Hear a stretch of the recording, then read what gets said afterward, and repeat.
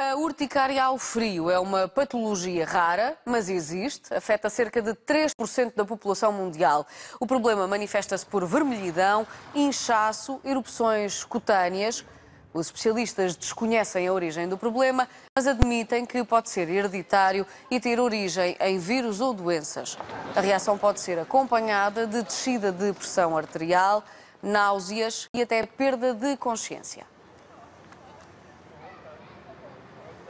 A nossa convidada, a dermatologista Helena Toda Brito. Muito bom dia, obrigada pela sua presença. Obrigada. Alergia ao frio é mais ou menos como a alergia ao calor, mas numa temperatura diferente. Basicamente registas por isto. Sim, quando usamos o termo alergia ao frio, geralmente refere-se a uma doença em concreto, que é a urticária ao frio. A urticária manifesta-se pelo aparecimento na pele de umas lesões que têm relevo, são avermelhadas, dão muita comichão e que surgem, neste caso, quando existe uma exposição ao frio. Esta exposição ao frio pode ser não só o ar frio, o vento, a chuva, como também a ingestão de alimentos frios ou bebidas frias, o contacto com superfícies frias. Portanto, o consumo, por exemplo, de gelados, sim, pode vai causar esse... É um dos fatores desencadeantes. E de alimentos retirados imediatamente do frigorífico também? Sim, sim. São os fatores desencadeantes típicos. Outro bastante comum que pode desencadear uma reação grave é também a imersão em água fria. Ou seja, esta é uma questão que deverá ter sido em conta não só no inverno, devido à exposição e ao ar frio, como é o caso, mas também no verão, quando os banhos na água do mar também podem desencadear este tipo de reação. Portanto, normalmente, quando há uma alergia com erupções cutâneas, normalmente a chegada do tempo mais quente acaba por ajudar um bocadinho. Neste caso não, é porque assim. uma pessoa acaba sempre por ser exposta. Por exemplo, quando sai do banho e a água do corpo começa a arrefecer, também pode desencadear.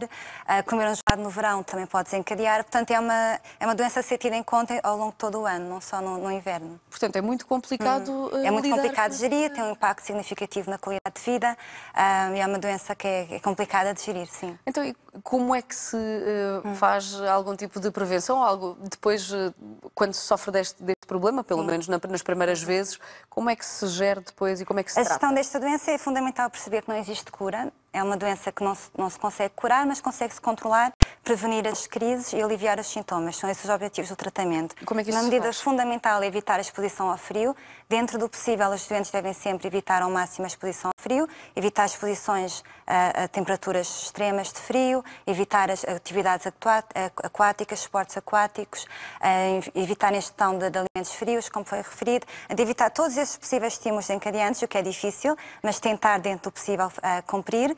E, além disso, deve-se juntar uma terapêutica farmacológica, em que em primeira linha são antihistamínicos, mas isso é algo que será abordado depois entre médico e doente, depois entra na parte da medicação. E este problema pode surgir em qualquer altura? Uma pessoa, por exemplo, na idade adulta, pode desencadear este problema? A idade mais habitual de início do quadro é no adulto jovem, portanto entre os 18 e os 25 anos, mas pode surgir em qualquer idade. Estão descritos casos aos 3 meses de idade, aos 70 e muitos anos de idade, pode acontecer em qualquer idade. E pode haver reação alérgica ao frio e ao calor ao mesmo tempo? Não, habitualmente é um deles, porque senão não haveria as reações. Mas o que pode acontecer, é importante ter em conta, é que existem vários estímulos físicos. Urticária ao frio é um tipo de urticária física, não querendo entrar muito em aspectos demasiado concretos. Existem vários estímulos físicos, um deles o calor, outros, por exemplo, a pressão. Vários estímulos físicos podem coexistir no mesmo doente, mas frio e quente não. Mas, por exemplo, o frio e a água. Existem doentes que, além da urticária ao frio, também têm urticária aquagénica, que é a água. Há vários outros estímulos físicos que podem coexistir e complicar ainda mais a gestão todos conjugados potenciam aqui. Exatamente. Existem várias causas físicas possíveis da urticária. Nesses primeiros sintomas, nesse aparecimento das manchas, da comichão, os doentes devem dirigir-se rapidamente a um dermatologista? Sim, devem dirigir-se ao dermatologista. A função aqui, primeiro, confirmar o diagnóstico, porque nem todas as lesões que aparecem com o frio são urticária.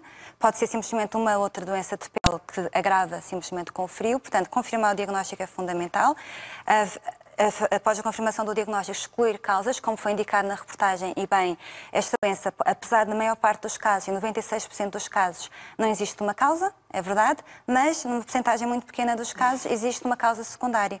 É importante ir a uma consulta de especialidade para ser excluído se não existe uma doença de base que esteja a causar e tratar essa doença de base. E possa também não ser conhecida, Exatamente. não é? Portanto, é fundamental fazer o estudo do doente, confirmar se não existe uma causa que esteja por base da urticária ao frio e fazer um ensino adequado da gestão do tratamento. Doutora Helena Toda Brito, muito obrigada pela sua Obrigada, presença no Diário da Manhã. Muito bom dia. Bom dia.